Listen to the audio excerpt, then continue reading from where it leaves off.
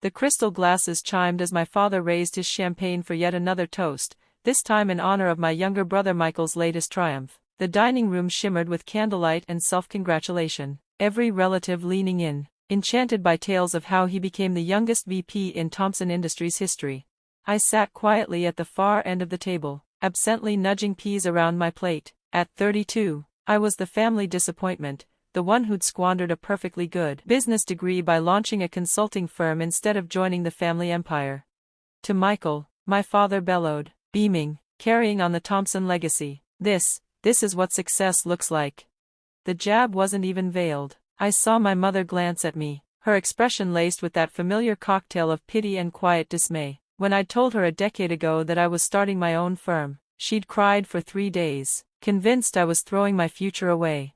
Speaking of success, Aunt Margaret piped up, wine sloshing over the rim of her glass. Olivia, sweetie, are you still doing that freelancing thing? I straightened, careful to keep my tone even. Yes, I run my own consulting firm. We specialize in corporate restructuring and financial strategy. A few chuckles fluttered around the table. Consulting, my father said, the word dripping with disdain. Isn't that just code for being unemployed? Be honest, how many clients do you really have? Before I could respond, Michael chimed in with his signature smirk. Come on, Dad, be nice. I'm sure Olivia helps some mom-and-pop shops balance their books or something. The table laughed, not loudly, but loud enough. I tightened my grip on my fork, thinking of the high-stakes contracts waiting on my desk, international clients whose names would make every smug face here go silent, but none of them knew about LR Consulting Group, none of them deserved to. You know, my father added, swirling his bourbon like a villain in a bad movie, Thompson Industries is always hiring, even at your age. We might find you something entry-level. That was it. 10 years of being dismissed, minimized, underestimated. I laid my napkin down with deliberate calm and stood. Thank you for dinner, I said, and congratulations, Michael. I hope the promotion gives you everything you've always wanted.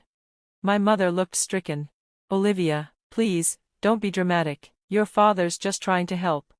No, I said, steady as steel, he's trying to control me, same as always. But here's what none of you understand, I never needed your help. My father's expression turned cold. Sit down, Olivia, this outburst just proves what your so-called independence is worth. You're nothing without this family. The room fell deathly silent. I looked at each face, every one that had doubted me, every voice that had belittled me, and I felt nothing but pity. Nothing, I repeated, my voice quiet and sharp, we'll see about that. I walked out, ignoring my mother's cries behind me. As I drove back to my penthouse, the one they didn't know existed, I felt the corners of my mouth lift, because in exactly 2 weeks, Thompson Industries would be on the brink of collapse. And I would be the only one who could save them. Back in my office the next morning, I reviewed the files my team had compiled. The truth was brutal, Thompson Industries was imploding. A string of disastrous global expansions had bled them dry. Their stock was quietly tanking. And their biggest client, Jensen Global, was preparing to pull their $100 million contract. My father's arrogance had left him blind to the rot at the top. Michael, the golden boy, was too green to recognize a crisis even as it swallowed him whole. Without intervention, the company would be dead within the year. But there was one last hope, Project Phoenix, a full-scale restructuring plan my firm had been developing for 6 months, through shell companies and discrete channels. We'd positioned ourselves as the only viable lifeline. Tomorrow, Thompson Industries would receive the proposal. They'd have no idea it came from me. That plan could save them. The only catch? They'd have to hand over complete control to the mysterious CEO of Abigar Consulting Group. I picked up my phone and dialed. Sarah, is everything ready for tomorrow's meeting? Yes, Miss Walker, the contracts are signed, and the Thompson Industries board confirmed their attendance. They're eager, desperate, really, to meet the CEO who might save their sinking ship. A slow smile curled on my lips as my father's voice echoed in my memory. Worthless, nothing without this family. Perfect, I said, make sure the photographer is ready. I want their faces captured the moment they realize exactly who they're about to beg. The next 2 weeks had been a countdown, a slow march toward a reckoning they never saw coming. They thought tomorrow was just another board meeting. Instead, it was the climax of a plan I'd spent years orchestrating. Sometimes revenge isn't served cold. Sometimes, it's delivered with a gold-embossed contract and an ironclad signature line that reads, Olivia Walker, CEO, Abigar Consulting Group. They were about to learn the hard way. The daughter they dismissed had become the most powerful person in their world. And I was going to enjoy every second of their realization. The morning of the meeting arrived, sharp and bright. I stood in my office on the top floor of the Orr building. The city sprawled beneath me like a conquered kingdom. My tailored navy suit hugged every edge of the woman I had become, calm, calculated, commanding. Sarah appeared at the door. Your father and brother are here. They arrived early. They're in the main conference room. I gave myself one last look in the mirror. Gone was the quiet daughter from the family dinner. Today, I was Olivia Walker, ranked among the top 50 most influential women in business, CEO of a firm that quietly controlled more corporate power than they could imagine. How do they seem? I asked. Nervous. Your father's pacing. Michael's adjusting his tie every 5 seconds. They have no idea who they're about to meet. I grabbed my files, my expression calm. Has Jensen Global confirmed? Yes, their CEO is standing by for the video call. They're eager to hear the proposal, especially now that they're considering tripling the contract value. Good, the $100 million deal wasn't just on the table, it was bait. If Thompson Industries agreed to our terms, they'd get the contract. But I'd get everything. Control, legacy, revenge. The private elevator descended smoothly to the conference floor. My heels echoed across the marble as I approached the double doors. Through the frosted glass, I saw them, the silhouettes of the board members. Michael, my father. Time to make an entrance. I pushed the doors open. The room fell silent. My father froze mid-sentence, face draining of color.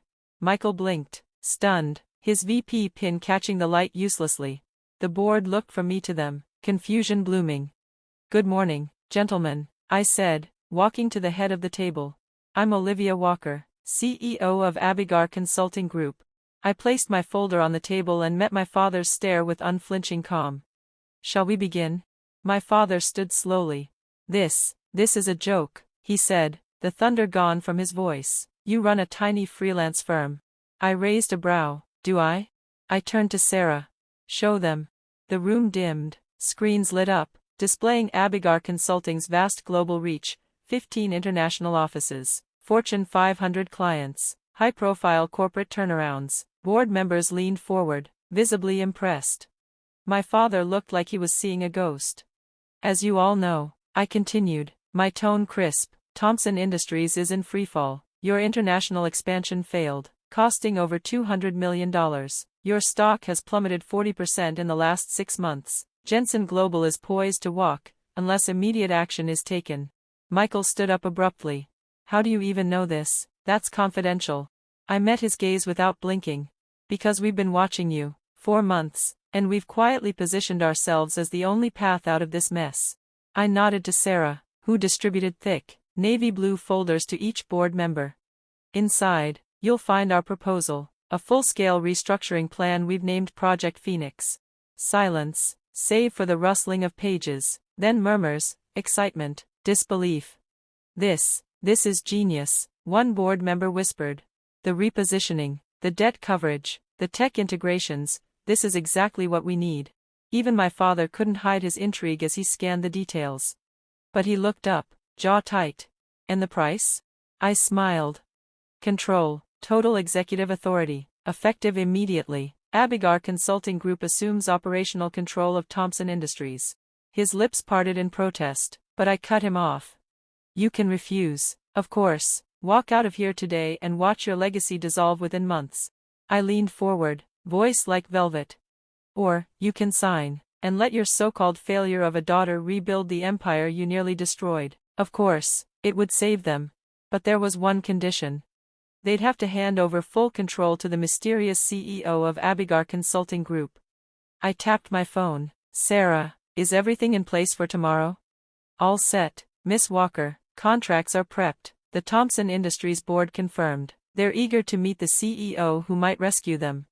Perfect. My father's voice from that dinner echoed in my mind, worthless, nothing without this family. I smiled coldly. Make sure the photographer's ready. I want every face captured when they realize exactly who they're begging for help. The trap was set, years in the making. The next 24 hours would rewrite everything. They thought they were walking into a typical board meeting, but tomorrow, they were stepping into my arena, one I'd built brick by brutal brick. Sometimes revenge isn't served cold, it's served in a boardroom, with a contract, and a signature line that reads, Olivia Walker, CEO, Abigar Consulting Group. The morning broke sharp and clear. From my office atop the Orr building, I watched the city stir beneath me. 2 hours until showtime. 2 hours until the people who once dismissed me realized they'd been playing on my chessboard all along. Miss Walker, Sarah said from the doorway, they're here, your father and brother. They're early. Of course they were. How do they look? Your father's pacing. Michael keeps checking his tie. I allowed myself a small smile. They have no idea. And Jensen Global? Confirmed. The CEO is ready for the call. He's very invested. Excellent. Jensen wasn't just renewing their $100 million contract, they were ready to triple it. Pending this meeting, and with that signature, I'd secure controlling interest in Thompson Industries. The elevator ride down felt electric. As I approached the frosted glass doors of the boardroom, I paused, calm, composed, lethal. Time to walk in. The room fell silent. My father froze mid-sentence. Michael's jaw dropped. The board blinked in confusion. I took my seat at the head of the table. My table. Good morning, I'm Olivia Walker, CEO of Abigar Consulting Group. Shall we begin? My father's face contorted. You run a small consulting firm. Do I? I glanced at Sarah. Pull up the portfolio. The room glowed with digital screens, global offices, Fortune 500 clients, turnaround after turnaround. Abigar wasn't small, it was a juggernaut. You're in crisis, I said smoothly. International expansion failed. Losses over $200 million. Stock down 40%. Jensen Global ready to walk. Michael shot up. How do you even know this? Because we've been watching. 4 months, strategically positioning ourselves as your only way out. Sarah passed out the folders. Project Phoenix, I said, our blueprint to save Thompson Industries. The board devoured it. Pages flipped. Nods followed. Shock turned to awe. This is extraordinary, one muttered. Exactly what we need. Of course it is, I replied, but there are terms. All eyes turned to me. Abigar Consulting will take controlling interest, we'll restructure the board, oversee all major decisions for 5 years, and manage the company from the ground up. Chaos erupted. My father's face reddened to a dangerous hue. You can't do this. This is my company, I built it. And now you're watching it crumble, I said. You have 2 options, accept our help and survive, or walk away, and watch it burn. A chime, the main screen lit up. Right on cue, I said, gentlemen, meet Edward Jensen. The powerful CEO of Jensen Global appeared. James, he said coolly to my father, MS. Walker's firm has my full confidence. Sign the contract, and we triple our investment. My father looked like he'd swallowed glass. The board leaned in. We need your answer now, I said, sliding the contract across, clocks ticking. He hesitated, then. Sign it, Dad, Michael whispered, we don't have a choice. His hand trembled as the pen hit the paper. 10 years of dismissal, erased in a single stroke. Sarah distributed the press release. Abigar Consulting assumes control of Thompson Industries. I stood. The transition team begins tomorrow. I turned to Michael. You're being reassigned. West Coast office, entry-level bookkeeping. Color drained from his face as his own words from dinner came back to bite. And then to my father. I believe that makes me your boss, I said, pausing at the door. Don't worry, we'll find something suitable for your experience. The look on his face was worth a decade of patience.